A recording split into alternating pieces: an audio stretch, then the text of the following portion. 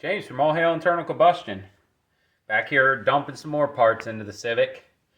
So I'm putting the rear shocks in, which we got those in there with a 1-inch lift, thanks to some modifications.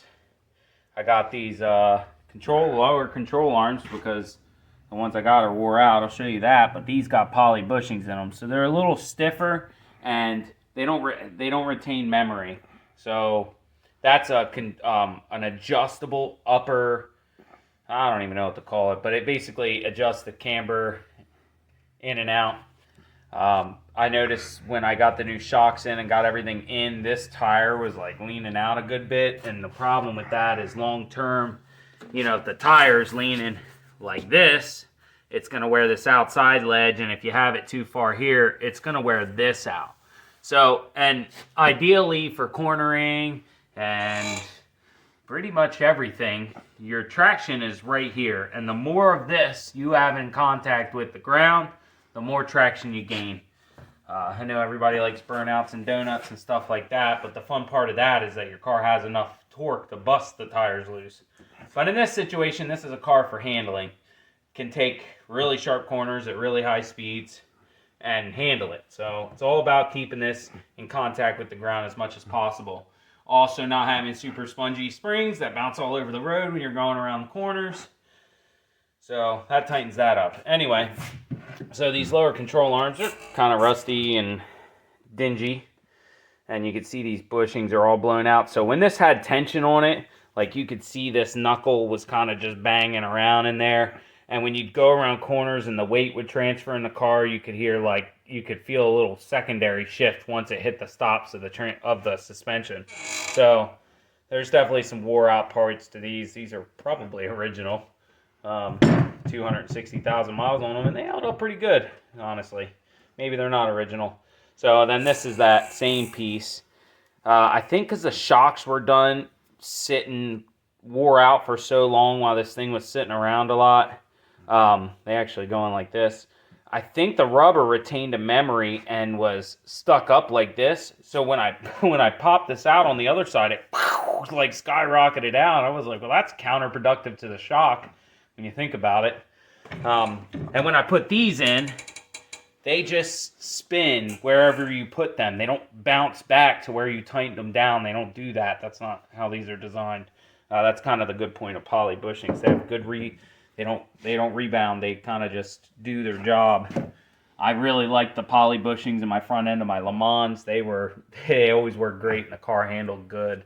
So, as much as a old car like that, and actually I've gone around corners pretty fast in it. So anyway, we're going to take this apart. It's pretty easy. We already had the two outside out, these two outside ones out, so they came right out, but no, it's rusty, but everything just came apart, so thank God.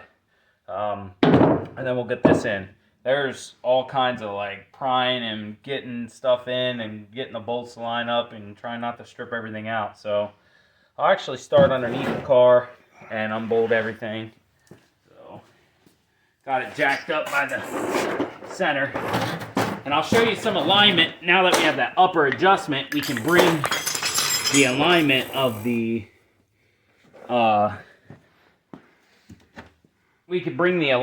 tire perfectly vertical, while the weight of the car is sitting on the chassis. We get it perfectly vertical. So, all right.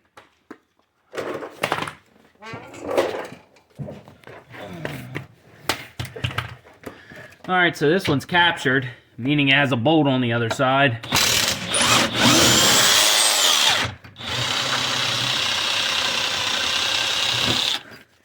Like I said, we just had everything apart. So this one was captured if you have the factory shocks on it. But if you're a heathen like me, you cut the bolt off the back of the old shock and you put it on here, which that makes it a 19. They give you a nut, I mean. Honda's just nice like that. Like here, you just have to be able to cut it off yourself.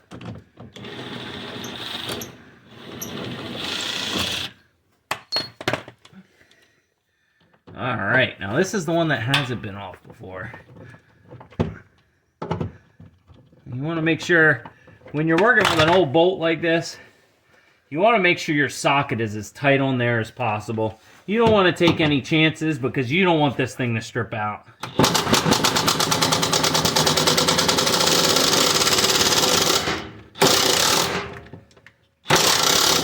Old suspension bolts, it's best run them in, run them out. When they hit a little harder, run them back in, run them out.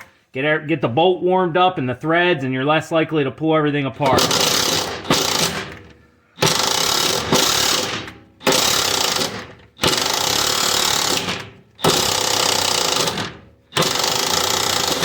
Also, if you have some PB blaster or a trick on really stuck bolts, anti-seize. If you can get to the other side and just put a little bit in there, so you're dragging that anti-seize in and out through the bolt. But anyway, here's our other control arm. Honda's pretty strange with this because if you look at the control arm, it's got a little bend in it. Strange, huh? Don't worry about this sticker. I swear, they're bunk 2s. All right. So we kind of get our bolt holes lined up here. This is kind of checking aftermarket parts to make sure that they're similar to the old ones. And even if they were longer or shorter by a little bit, it wouldn't be the end of the world as long as you did both sides. And now we have that adjustment. So I'm perfectly lined up here.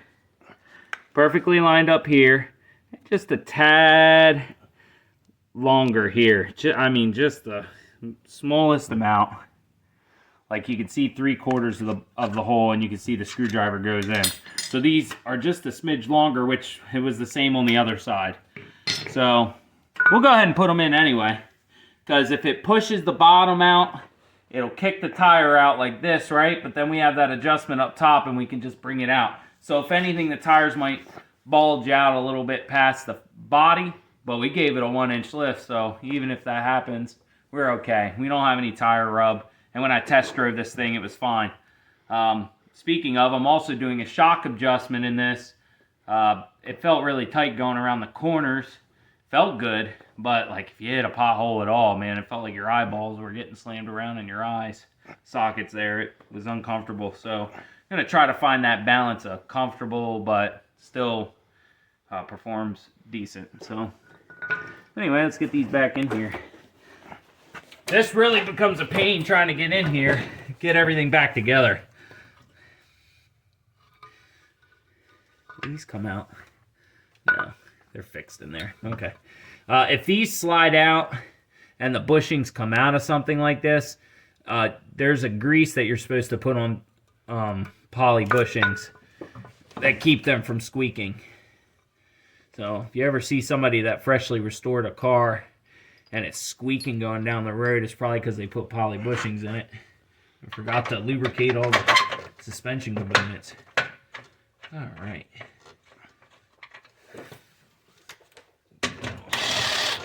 Yep.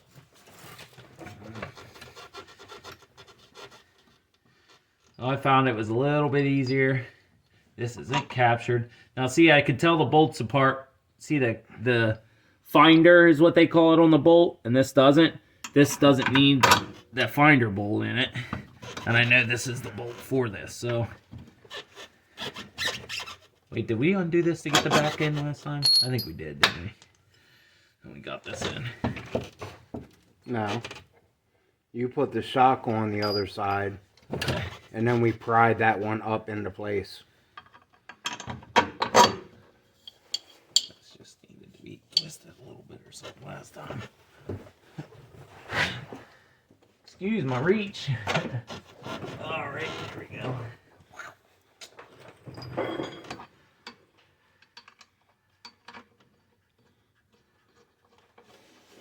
All right, that's our 19, 14. By the way, all these are 14s, if I didn't say that already.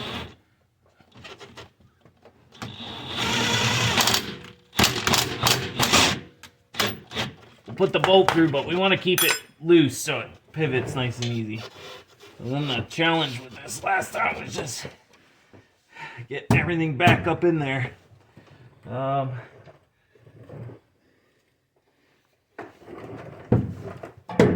So I'm some reason this seems to be a little bit easier than the first side.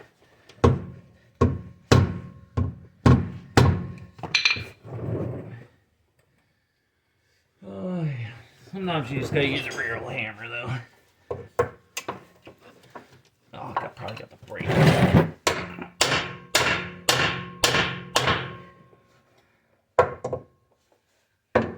You get your screwdriver in there? Not yet. It's not quite there yet.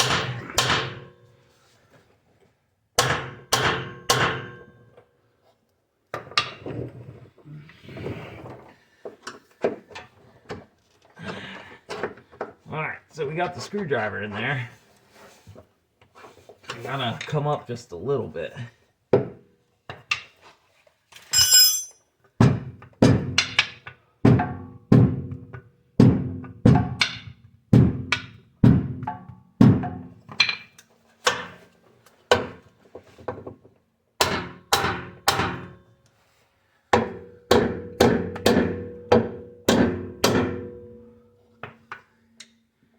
Very, very close.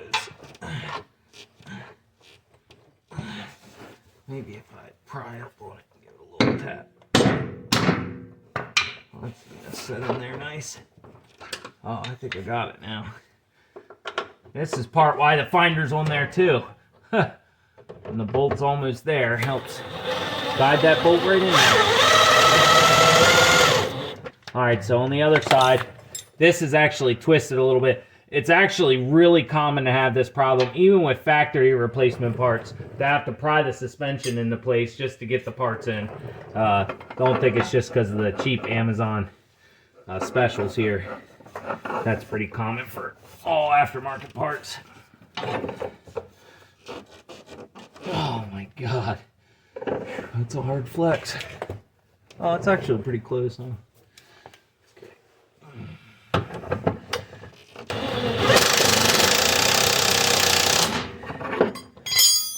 And there we go. I'll check all the tension by hand. Switch over to the ratchet. Alright, I'll show you that trick I was talking about. So you see this nut's got a lot of gunk on it, right? It's pretty gross. Let's take a little bit of anti-seize. Is this flashlight bothering you? No. Okay. Get some more light in there. Sheesh. There we go. Okay. So anyway, it's kind of gross. We're gonna go ahead and break this loose. Okay. Ratchet, it's right behind you. Uh-oh, I need the adapter too.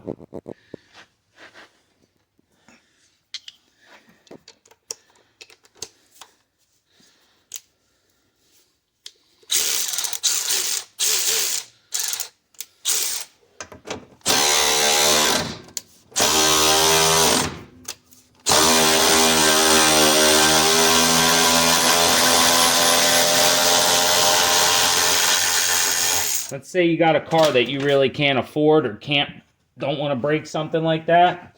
Or, you know, just, it's really, really bad.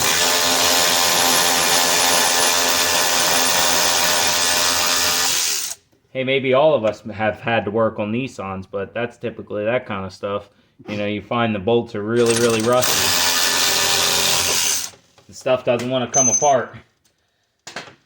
And see, that's what he was talking about on the other side. He let it go and that upper knuckle just shot up. Which means that this rubber has a memory it reflects bad shocks. So like when you let one piece of your suspension wear out for a long time, it could cause damage to the others. So, yeah, that's not necessarily a lie. So the next thing I got to do is these front ones are in pretty bad shape.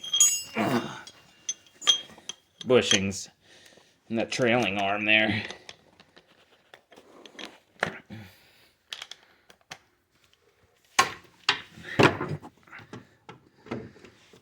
Alright, those are also 14 in the back, so again, they weren't bad on the other side. Yeah, because they go inside the car, so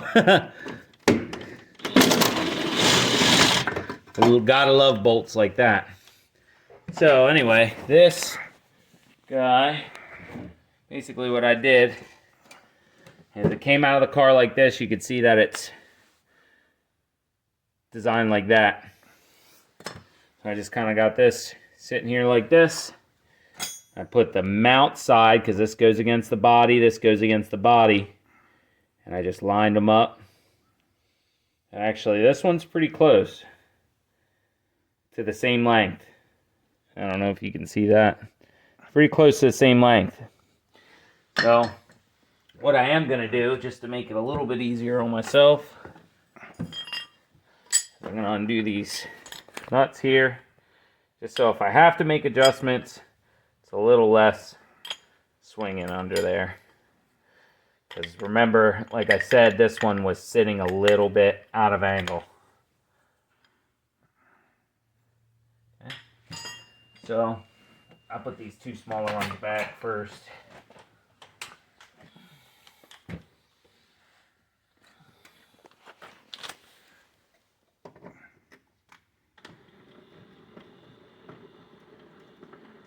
The nice of it was going in the Titan direction.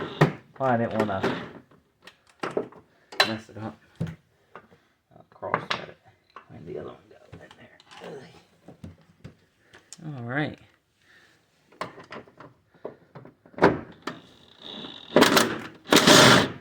Well, we got a slight problem, Houston. It's almost like these ears. Oh, look, that one's slotted and it's still messed up. Let's see. Oh, they should go in there. Oh, let's try this side first. I'll put them in by hand. That might help a little bit.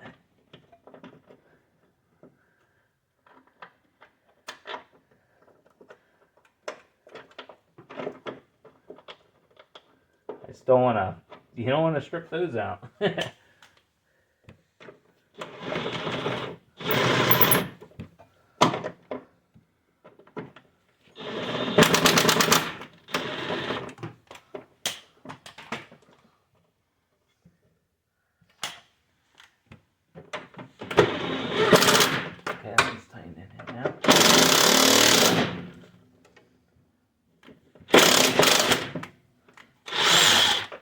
I feel like the holes aren't quite hard.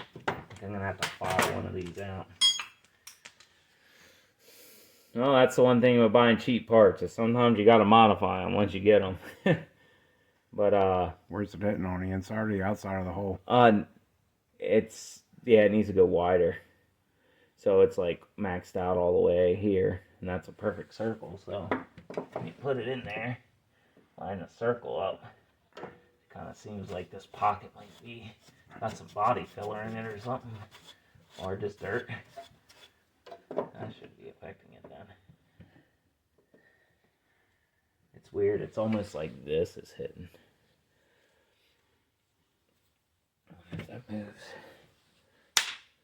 Oh no, it's got a cotter thing in it. See it? Mm-hmm. So that might actually need to be. Yep, that's what it is. This hole needs to be taken out this way. So, okay. I will get a file out and file that out. So, that's all you can really do. Well, we got our electric grinder out. Pops deburred it, ovaled the one hole, and it fit in there perfect. So, as you can see, I have it sit in there like that. But this is what I mean about these silicone bushings. Once you poly, yeah. So they don't have a memory. If you would have tightened a rubber one down like that, it would pop back into position. That's why you also got to be careful, like how you put those in, the rubber ones sometimes. Oh, I did a block of wood trick on into it, didn't I? Sorry, folks. Let me get my blocks of wood. Sometimes you just need a couple blocks of wood. Gotta go up a little bit.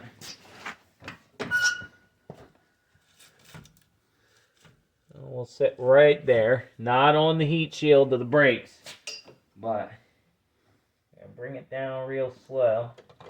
Whoa. That shock up there, it's making it kind of tight. Anyway. Where's the hammer?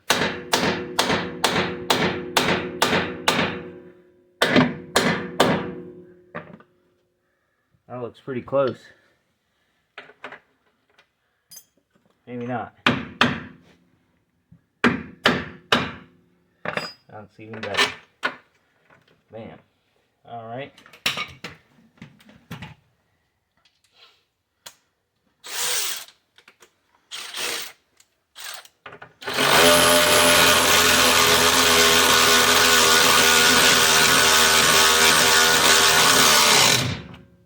I think it's pretty tight, but I don't know, something about suspension bolts. I just like to double check them. Especially in the cold temperature, the batteries don't act the same. Alright, so how we're going to make sure that this thing's in alignment and we're not going to wear our tires out. First, I'm going to jack it back up. Let's get this out of here.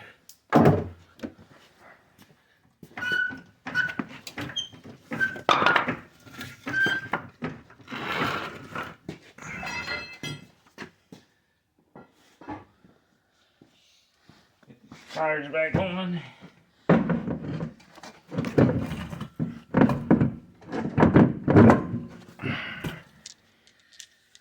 Alright.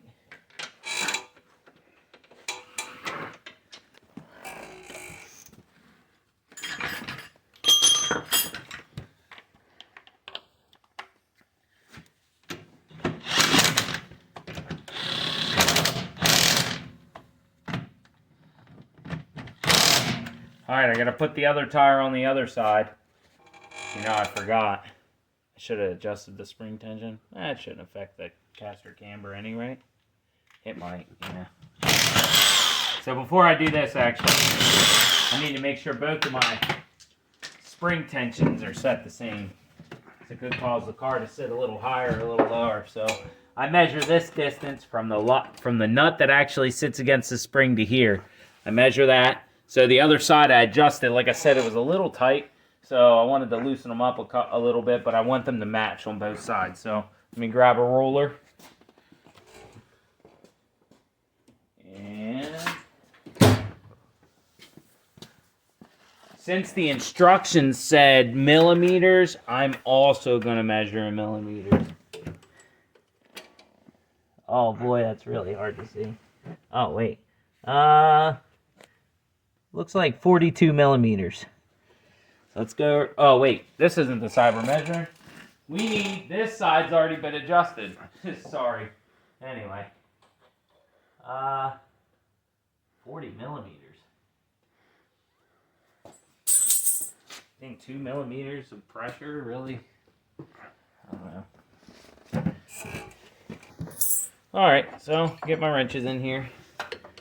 I didn't want to adjust it too much because I didn't want it to get soft and sloppy, which is exactly why I put new shocks on it, because I didn't want to feel that anymore. So, alright, so we just need to go down to 40 millimeters. Yep, so we'll back this out. It was a few turns.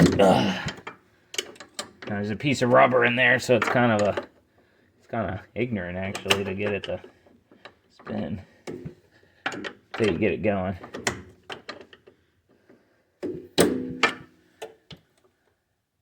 Almost there. We're at 41. And see what this is doing is it's making the spring not as tight. Basically uncoiling it a little bit. I was never a big fan of these wrenches. I always feel like I'm going to bust my knuckles. And I don't do that super often.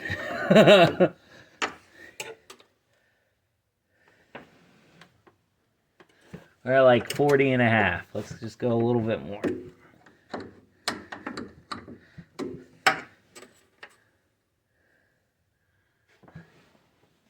That looks good. 40 mil. Tighten this one back up. Seat it down. So actually, I mean, it showed 2 millimeters from one side to the other, but you seen how many times I turned it. So, and I know I didn't turn it up super tight when I put them on. So we'll just have to wait and see how that feels. But, you know, that's kind of the fun part of putting adjustable shocks in your car is you can kind of fine tune it to exactly how you want. So, anyway, let's get this tire on here.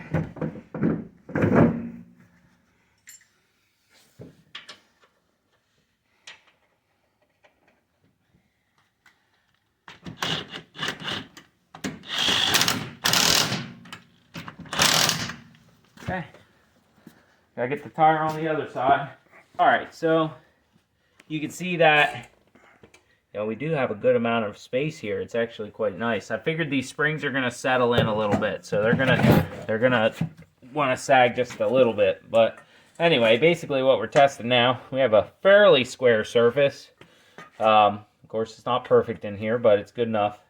And you don't want to go into the center of the tire or where you're hitting the rim. You want to try to get a location that hits the top and the bottom of the tire where it's not bulged out.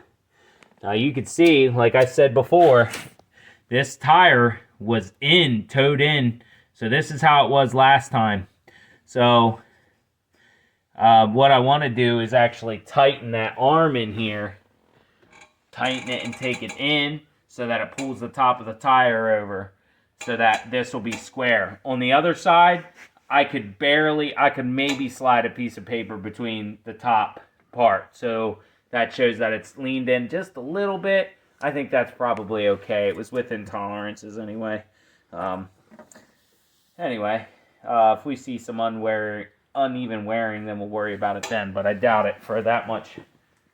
I guess that would be camber, right? Anyway, let's get Jack back up and we'll take this tire off.